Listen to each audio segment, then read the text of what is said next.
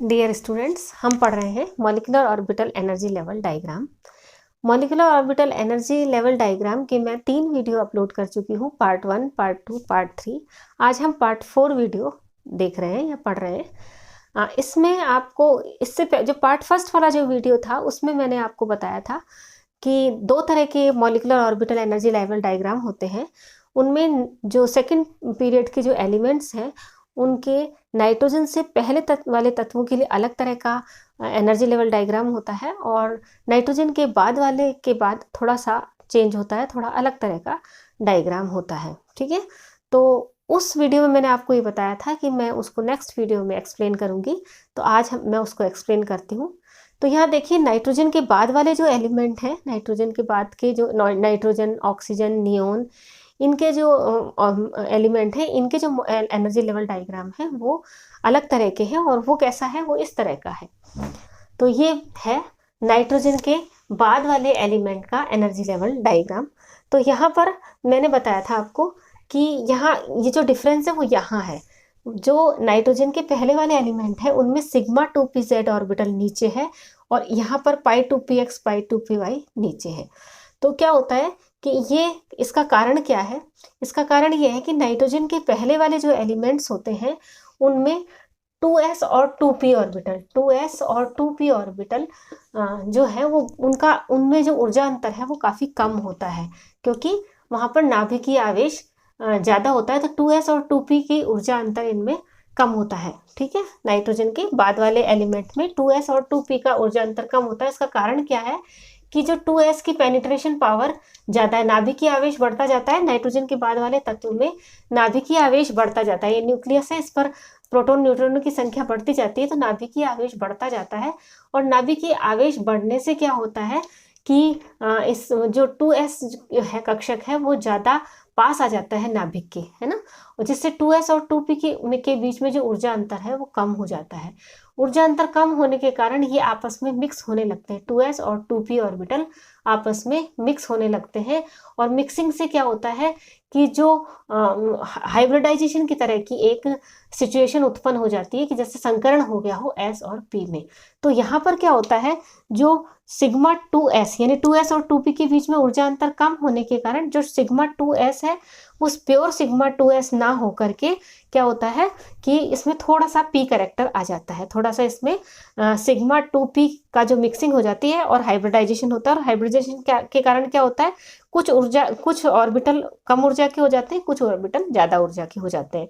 तो यहाँ पर जो सिग्मा 2s बॉन्डिंग और सिग्मा 2s एंटी बॉन्डिंग जो ऑर्बिटल है उनकी ऊर्जा अपेक्षाकृत थोड़ी कम हो जाती है, और जो सिग्मा 2pz है उसकी ऊर्जा थोड़ी ज़्यादा हो जाती है। तो सिग्मा 2pz और सिग्मा 2pz स्टार यानी एंटी बॉन्डिंग और बॉन्डिंग की ऊर्जा थोड़ी ज़्यादा हो जाती है। तो जो ऑर्बिटल यहाँ आने चाहिए, सिग्मा 2p ऑर्बिटल कहाँ होना चाहिए, यहाँ सिग्मा की ऊर्जा कम होती है क्योंकि वो ज़्यादा स्टेबल होते हैं, यहाँ होना चाहिए। तो वो क्या होता है, थोड़ा सा ऊपर खिसक जाते हैं, क्योंकि ये तो नीचे खिसक जाते हैं, सिग्मा 2s और 2s बॉन्डिंग और एंटी बॉन्डिंग, और सिग्मा 2pz बॉन्डिंग और सिग्मा 2pz एंटी बॉन्डिंग ऊपर की तरफ खिसक जाते हैं, जिससे पाई 2px और पाई 2py जो वो तो वही है जहाँ पर थे, लेकिन सिग्मा 2pz ऊपर की तरफ खिसक गया, जिससे इनकी ऊर्जा सिग्मा 2pz की पाई की अपेक्षा ज़्यादा हो गई, और इसी तरह सिग्मा 2pz स्टार की भी इन पाई की अपेक्षा ज़्यादा हो गई। ये कारण है कि क्यों थोड़ा सा ऊर्जा इनका जो एनर्जी लेवल डायग्राम है उनमें अंतर है। ठीक है, अब आपको ये समझ आ गया होगा कि किस तरह से नाइट्रोजन के पहले वाले तत्वों में और नाइट्रोजन के बाद वाले तत्वों में जो ऊर्जा अंतर के कारण s 2s और 2p कक्षकों की ऊर्जा अंतर के कारण इनका molecular orbital energy level diagram थोड़ा सा डिफरेंस होता है। कहाँ डिफरेंस होता है, 2p कक्षकों में। जो 2p ऑर्बिटल्स हैं उनमें वहाँ पर तो क्या होता है, सिग्मा 2pz अपनी सही स्थिति पर होता है, सिग्मा 2pz नीचे होते हैं और पाई ऊपर होते हैं ना, सिग्मा की ऊर्जा कम होती है, ज़्यादा स्थायी होते हैं इसलिए। तो सिग्मा 2pz नीचे होते हैं और पाई ऊपर होते हैं, लेकिन जैसे ही नाइट्रोजन के आगे जाते हैं तो क्या होता है, सिग्मा 2pz ऊपर की तरफ चला जाता है और पाई नीचे आ जाते हैं, है ना। तो क्यों आ जाते हैं ये मैंने आपको बता दिया, s और p के बीच में ऊर्जा अंतर कम हो जाता है। क्यों कम हो जाता है, क्योंकि नाभिकीय आवेश बढ़ता है ना, जैसे जैसे इलेक्ट्रॉन जाते जाते नाभिकीय आवेश बढ़ता है, और 2s और जो s कक्षक है वो पेनिट्रेट होकर के नाभिक के ज़्यादा पास जाने लगते हैं, जिससे 2p कक्षक और 2s के बीच में ऊर्जा अंतर कम होता है और वो मिक्सिंग होने लगती है, उनमें हाइब्रिडाइजेशन होने लगता है। हाइब्रिडाइजेशन होने से क्या होता है, सिग्मा 2s ज़्यादा कम ऊर्जा के हो जाते हैं और सिग्मा 2p अधिक ऊर्जा के हो जाते हैं। ठीक है, ओके। अब हम देखते हैं नाइट्रोजन का किस तरह से molecular orbital energy level diagram होगा।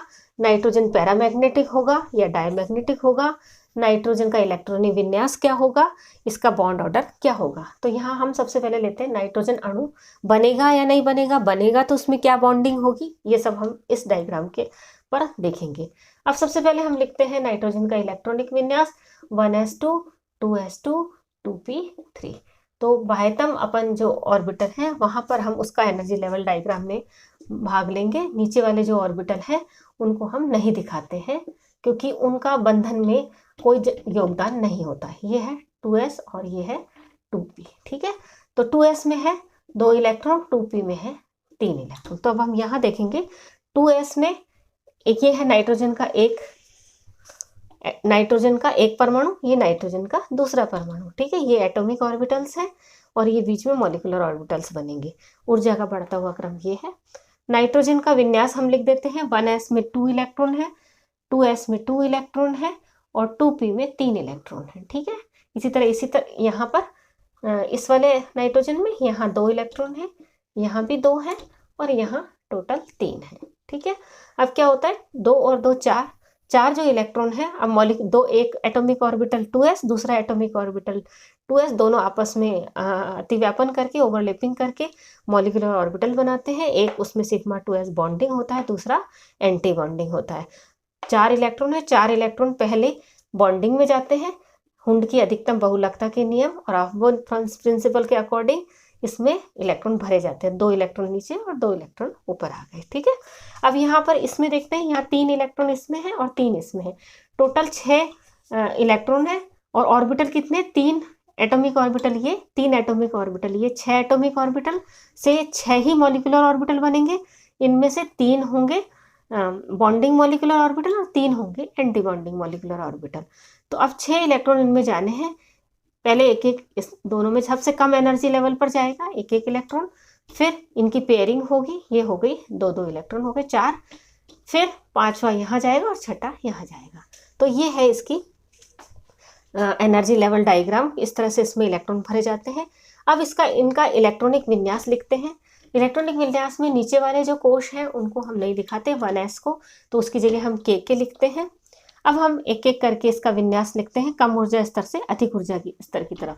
तो ये है सिग्मा 2s, बॉन्डिंग में कितने इलेक्ट्रॉन हैं, 2। सिग्मा 2s बॉन्डिंग में 2 electron, sigma 2s anti bonding में 2 इलेक्ट्रॉन, फिर है पाई 2px में 2 इलेक्ट्रॉन, पाई 2py में 2 इलेक्ट्रॉन, पाई 2pz में 2 इलेक्ट्रॉन। ठीक है, बाकी खाली है, पाई स्टार ये सारे खाली हैं।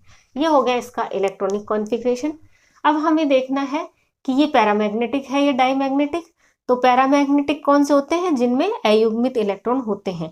मॉलिक्यूलर ऑर्बिटल ऐसा, इनमें मॉलिक्यूलर ऑर्बिटल में अयुग्मित इलेक्ट्रॉन होते हैं। तो यहाँ पर एक भी मॉलिक्यूलर ऑर्बिटल में अयुग्मित इलेक्ट्रॉन नहीं है, तो इसलिए ये कौन से नेचर का है, ये है डायमैग्नेटिक। इसका नेचर है डायमैग्नेटिक। ठीक है, अब इसके हमको क्या देखना है कि इसका हमको बॉन्ड ऑर्डर देखना है।